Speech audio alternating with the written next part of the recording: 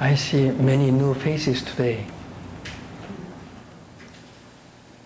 And today is not a regular Dharma meeting. Today is a special day as we see summer memorial service for our ancestors.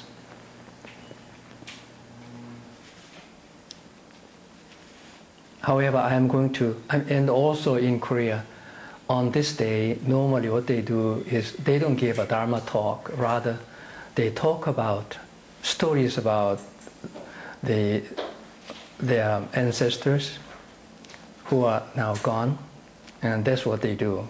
To those newcomers, they explain and tell what kind of a great spiritually enlightened beings their masters were. That's the content of the story. Today, I'm not going to do it. I'm going to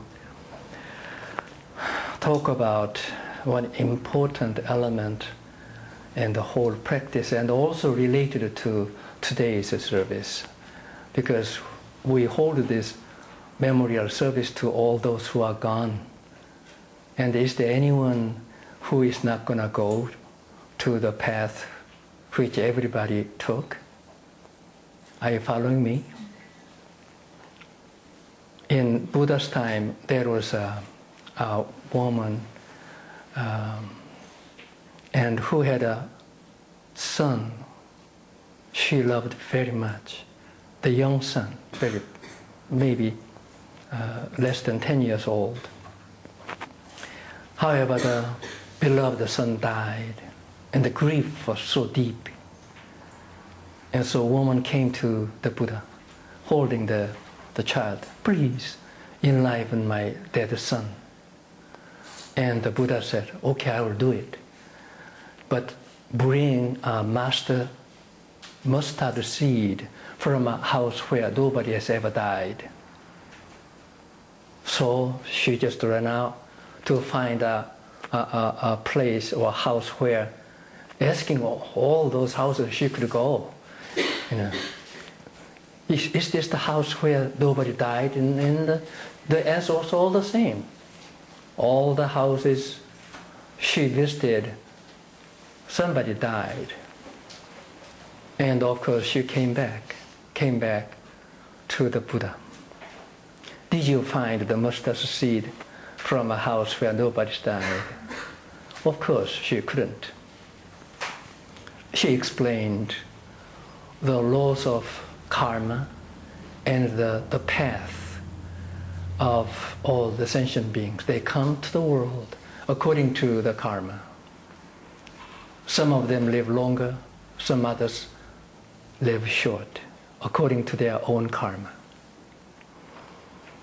And she understood the truth, what the life is, what the world is, and thereby she could pacify her mind. Much less grief after understanding what the truth of life is. In Won-Buddhism, we have a deliverance service, not a memorial service, deliverance service when somebody dies. And there is a sermon for the spirit or soul, if you want, who are either now ready to leave this world or already gone. And one of the passages in the sermon goes like this: Buddhas and the Bodhisattvas have the freedom of mind so that they could choose their future lives, because they have the freedom of the mind. How do they get the freedom of mind? Because they are enlightened to their own nature, Buddha nature, which is inside everyone.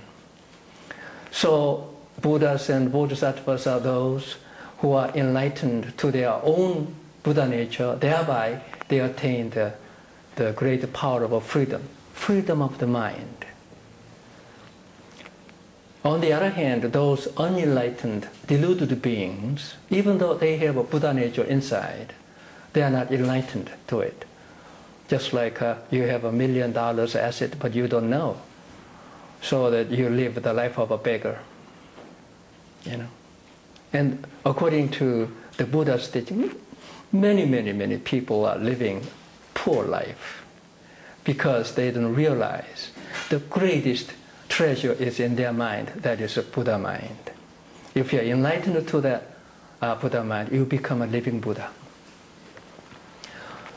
But if you're not enlightened, normally you are enslaved to what is called the three poisons of greed, anger, and delusions. These three poisons are the ultimate cause of all human misery, except those natural disasters like earthquakes and hurricanes and tornadoes. Most of the pains are created by their deluded mind with the three poisons of greed. If you examine all the miseries in the world, you will see at the bottom, rock bottom, that one of the three or all three of the three poisons.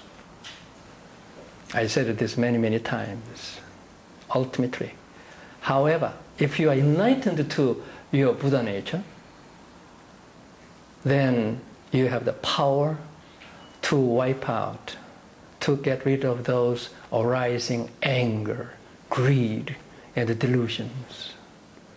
So, what is most important in Buddhism is seeing one's own nature, or getting enlightened, or awakened to one's own nature. And the history of Buddhism is, the main point of the teaching is just this. If you want to read thousands of scriptures, however, if you are not enlightened to your original nature, it is all waste. Those knowledge you gain are totally useless. It's not going to help you. Only when you are enlightened to your own Buddha nature, then there is the power of the light and the power of the warmth, which will thaw the ice which covers up the heart of your life. And that's the cause of human misery. Now in Buddhism, of course, various schools of Buddhism, and one of them is called the Zen Buddhism. Zen Buddhism started with Bodhidharma. The 5th century from India, South India, came to China, and then he started a new way of practice, Buddhist practice. And what he says is this.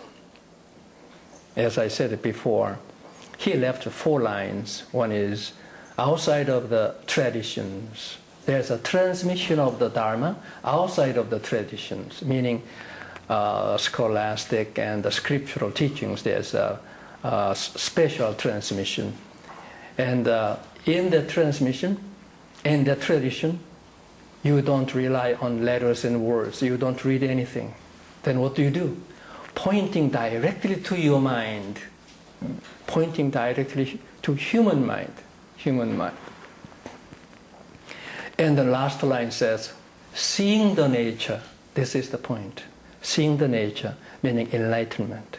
Seeing the nature, your own Buddha nature, and becoming a Buddha. That was the 4 lines Bodhidharma left. And then that is the beginning of the